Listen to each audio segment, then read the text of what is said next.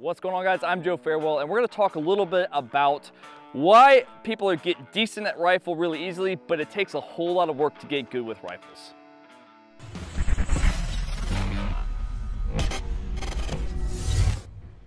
Now, it's been a little while since I've been here on Tactical Hyve, but I'm super excited to come back to you guys and really cover rifle. I'm going to give you 3 things that you can do today to get better with rifle. And the first thing we want to talk about is recoil management. So one of the biggest issues I see with guys and gals shooting rifle is we don't have the proper structure behind the gun to really keep it dialed in on target. Now, it doesn't take a lot to keep it decent, but if you really want to get good, you want to have extreme accuracy and very quick, we got to make sure that we're doing everything we can to achieve the structure. So what that looks like for most people, when they build a structure behind the rifle, they kind of bring it up here, they drop their head down onto it, this shoulder usually rolls back, their hips may be turned away from the target.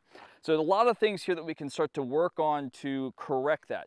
The first thing that I will tell you is when we break down the different aspects of what influences the rifle, we have 4 contact points. We have the cheek, we have the shoulder, we have our right hand, and we have our left hand. So the first point of contact is my shoulder, and that's going to do all of my recoil management. I'm going to show you how that works here in just a minute. The second point of contact is my left hand, and that is simply going to keep it tight into the shoulder. I'm not trying to drive this down into here. I'm not like really wrenching, and I also don't want to have it loose. I don't want to just like let this thing be limp. So where we place this is important. We're going to talk about that in a second, but how we apply the pressure is probably the most crucial part. I simply want to drop that elbow down and let that just kind of pull into my shoulder here, and then I want to engage the shoulder. So this hand does 2 things. It keeps it tight to my shoulder, and it also aims. So that's going to be point number 2 that we're going to talk about here in a little bit, about how precision rifle shots offhand require a lot of finesse, and we're going to get into that here in a minute. The third and fourth points of contact are going to be my right hand, and all this is really doing is working the safety, working the mag release, working the trigger. I don't need to grab this and pull it into my shoulder at all with my right hand. It's just kind of hanging out here. I don't want a whole lot of tension in it, especially if we're trying to shoot quickly. If I want to get this trigger finger moving quick, any extra tension in this right hand is going to degrade from that, so it's not ideal. And then the last point of contact, my cheek weld, it's really important that we have that consistent, especially if you're going to run any magnified optics, LPVO, ACOG, a magnifier on a red dot, because if you're not in the same spot consistently, you're going to have a hard time getting that sight picture through the optic. With a red dot or a reflex sight of any sort, it's a whole lot easier because there's no placement except for making sure that our eye is behind the optic. So it's a little bit easier there, but having a good cheek weld is important. So let's go ahead and dive into the actual recoil management part of this. So the first thing I want to show you is what happens when we don't have the stock compressed into our shoulder. And the idea behind this is if this is on our shoulder and we don't have it compressed in, there's room for that rifle to accelerate. That acceleration backwards when it comes to a stop is going to create impulse in the optic, which is going to result in vibration all over the target, potentially moving off the target. It's not ideal. So if I don't have this tight into my shoulder, this is what it looks like. Everything else is pretty squared up. My stance is good, my structure is good, but I see a lot of bounce in the optic. If I do pull this in just by adding a little bit of tension here and rolling my shoulder forward, and this is really the key to it, rolling that shoulder forward, locking it into place, you can see that the impact on here is significantly less. You're really going to notice it here with that stock coming back, loose here, versus locked in. Big freaking difference. So that's tip number 1. I want to make sure you guys get that shoulder rolled in, that our chest is squared up to the target, and that we're giving just enough pressure with that left arm to keep things tight. So the number 2 thing that I see people messing up when they're trying to get good at rifle is offhand rifle shots. And this is a challenge. It's not an easy thing to do, but it really requires some finesse. And that all comes from my left hand. So we talked about right shoulder, controlling the recoil. My left hand is going to control the front of that gun.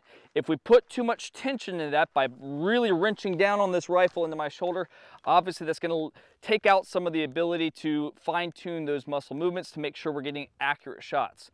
The second part of that is timing. So this is one of those things you have to go to the range, you got to practice, but you can get a lot of value out of this in dry fire as well by training your muscles. So when I look at this, I want to still build my structure here, and I'm picking a very precise spot on a target at farther range, or a very small target, even if you don't have long range. Maybe you only have 25 yards or even 15 yards.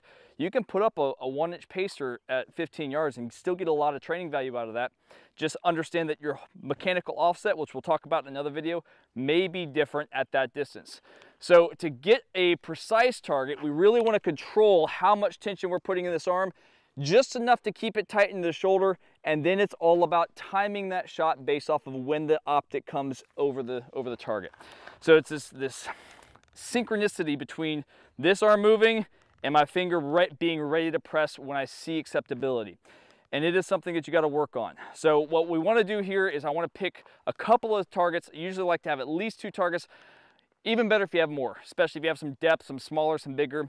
But I want to pick 2 targets and fine tune the transition to that, let it stabilize and break an accurate shot without having a whole lot of extra mess and movement up there. So what that looks like, we'll come up here, settle in. I see my optic, it's always going to move a little bit, but we got to get it to acceptable, and then we have to be ready to shoot when it gets there. So if we're here, I see it's kind of circling that target, I let it settle.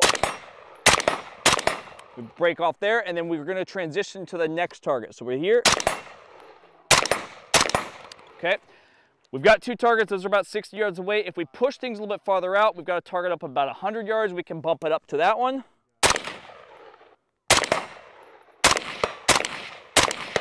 Okay, so as you can see there, it just takes a little fine tuning. Now, how do we get to that point?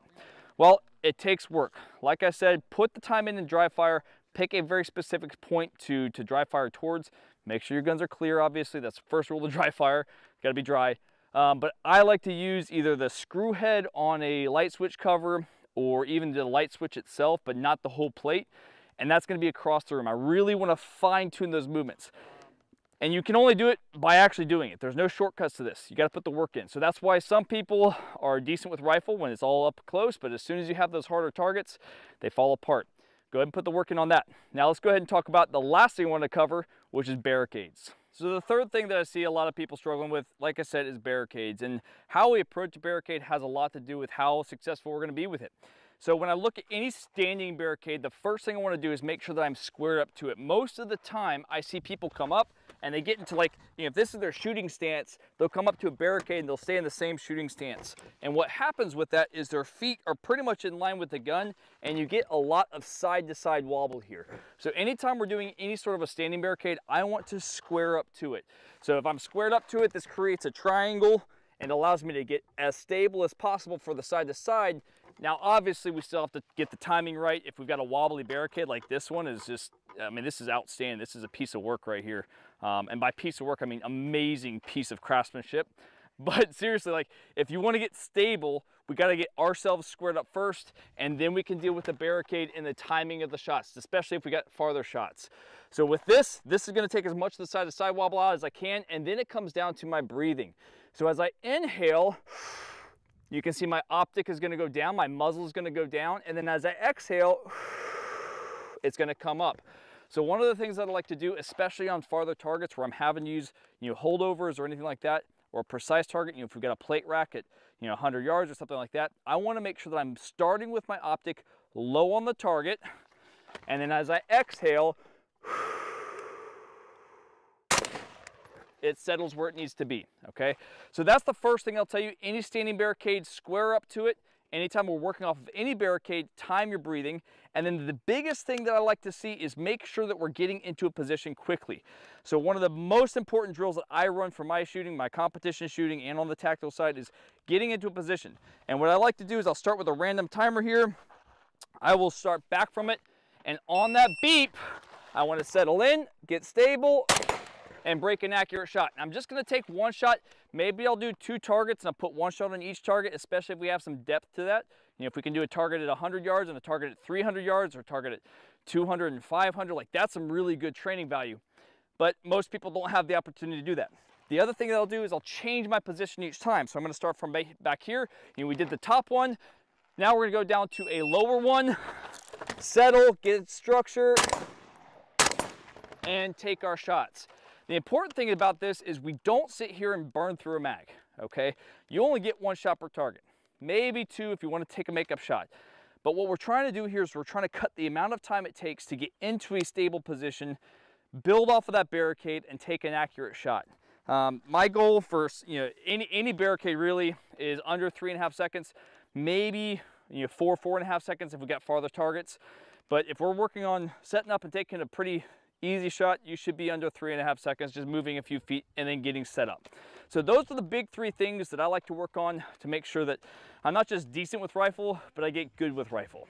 Thank you guys for taking the time to go through this video, get some good value out of it. And whether you're into rifle for competition, the tactical side, or you just like to go out and shoot on the weekends, feel free to drop a comment with any questions that you have. We're here to try to support you in your shooting, get you better at it, and obviously have a good time with it. Thank you guys for tuning in, and I'll see you on the next one.